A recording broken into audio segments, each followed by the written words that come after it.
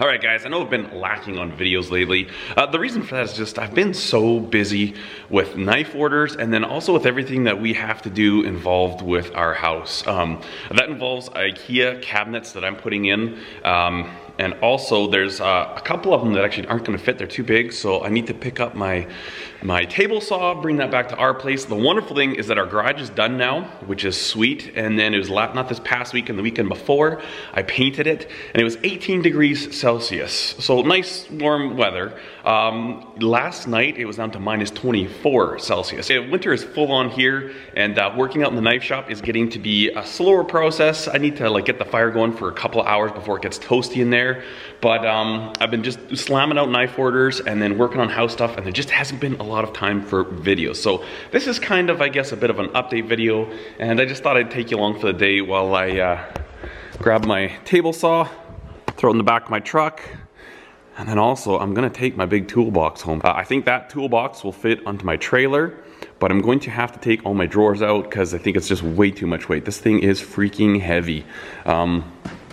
Loaded with all kinds of wonderful goodies.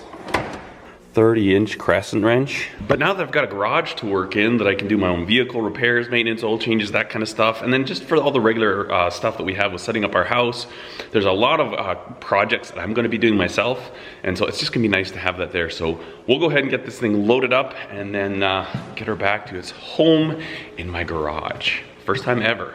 So excited. All right, so I've got my table saw, I got the toolbox on the trailer. Not sure if you see it there. But anyways, I was able to load most of it on. See, my little trailer is only rated for 2,000 pounds, and I do have some pretty heavy tools. I have a video on my toolbox. It was like a toolbox tour.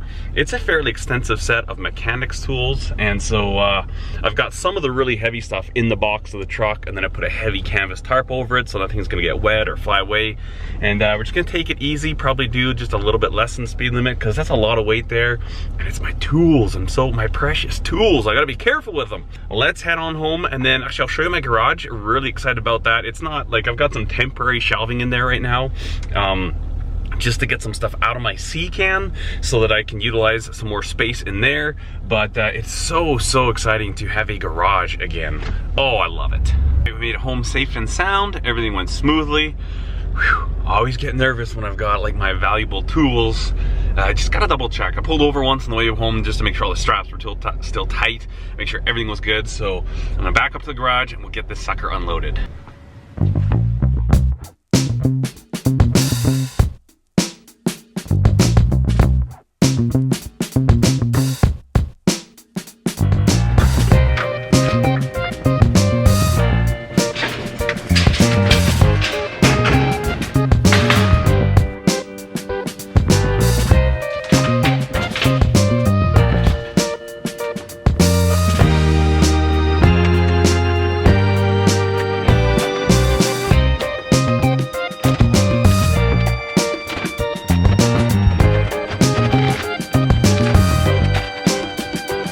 So real quick, here is the garage from the house. We've got a door to the backyard, to the front, and then two overhead doors. Got a nice big picture window, let some light in here. All right, let's bring your side locker in.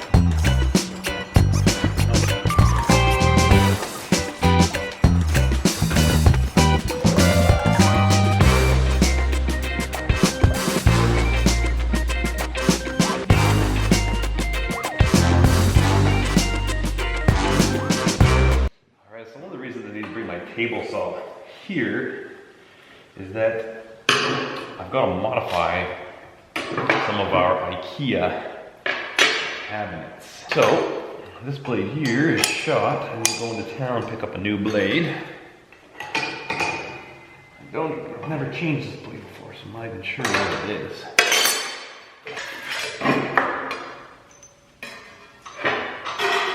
I actually did a lot of plastic, the plastic flooring tile we put in my dad's garage. Stuff's all melted onto there. There's still chunks of plastic in here. Okay, I'm gonna whip into town and grab a better saw blade. I never noticed this, but this here, what he had on there was for non-ferrous metals for like, probably like siding or real thin aluminum or something like that. I got this table saw used. I got it for like 50 bucks, which I thought was a good deal. So I'm putting on a general purpose 40 tooth blade. I don't know, I was doing a little research last night and I think this is probably the way to go. So it's a decent quality blade, laser cut blade. We'll see. We'll see how it goes. I was thinking about a 50 tooth, but we'll see. We can give it a shot.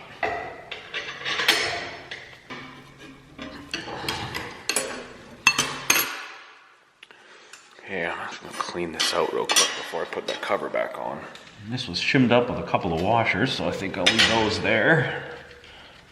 Seem to be nice and level.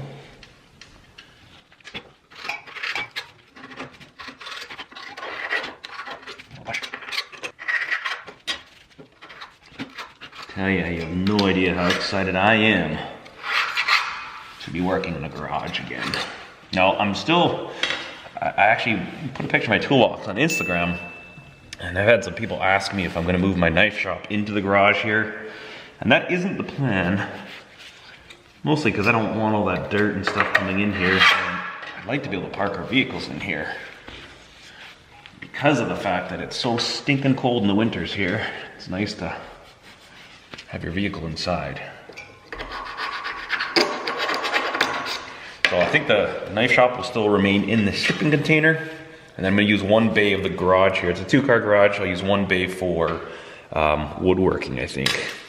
Got a lot of projects for the house, a lot of stuff I'm building after we move in. And actually be quite a few video projects, I think. So it'll be nice to have a little wood shop set up in here. And then a place where I can work on my quad and vehicles and stuff like that. But I don't think there'll be all that much knife making happening in here. Having said that, I might change my tune once I've gone through a couple of months of freezing my butt off.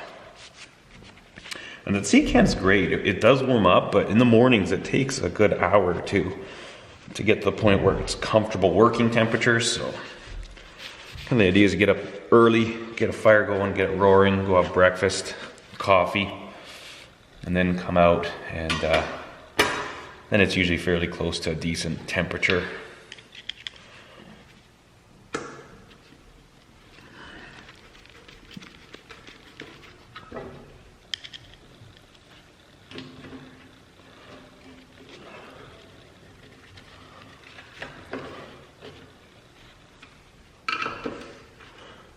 All right. I like it. I like it a lot. These away.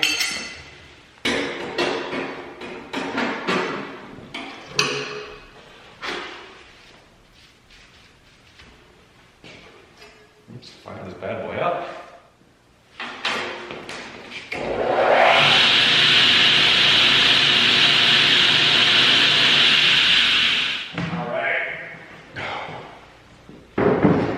So the basic situation that we've run into is that we're using IKEA bottoms for everything, and most bathrooms aren't full 24-inch depth. When this mounts to the wall, it's exactly 24 inches away from the wall, and we're going to run into interference with the door of the bathroom, so I've got to cut these down. I'm hoping this works.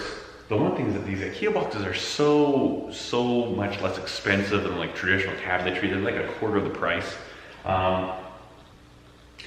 We're gonna see if it works.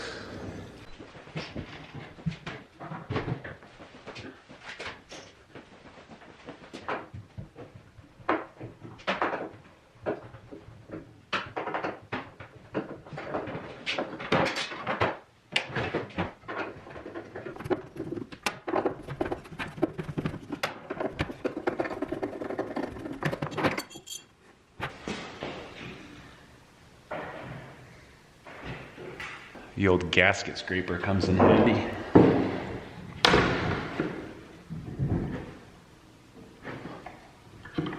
So these little stoppers, basically all they do is rest against the wall, and then it spaces the cabinet out evenly with their rail system, and then it just protects the wall.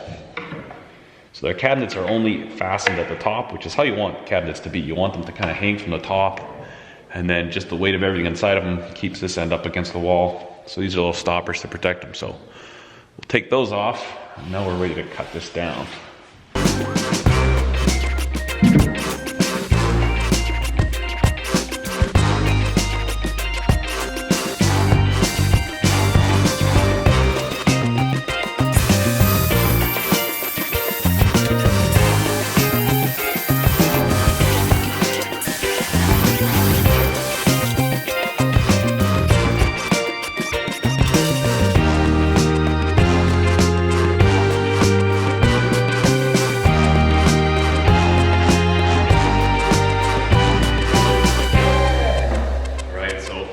Seeing as I want to use the same bracketry to hang these as the IKEA design, what I've done, these are the holes where the brackets mount to. I've drilled through on this one, and then what I'll do is I'll just stick it up against the back here, clamp it exactly in line, and then drill these new holes. That way my brackets will just bolt right up. Basically I'm using the part of the cabinet that I cut off as a template.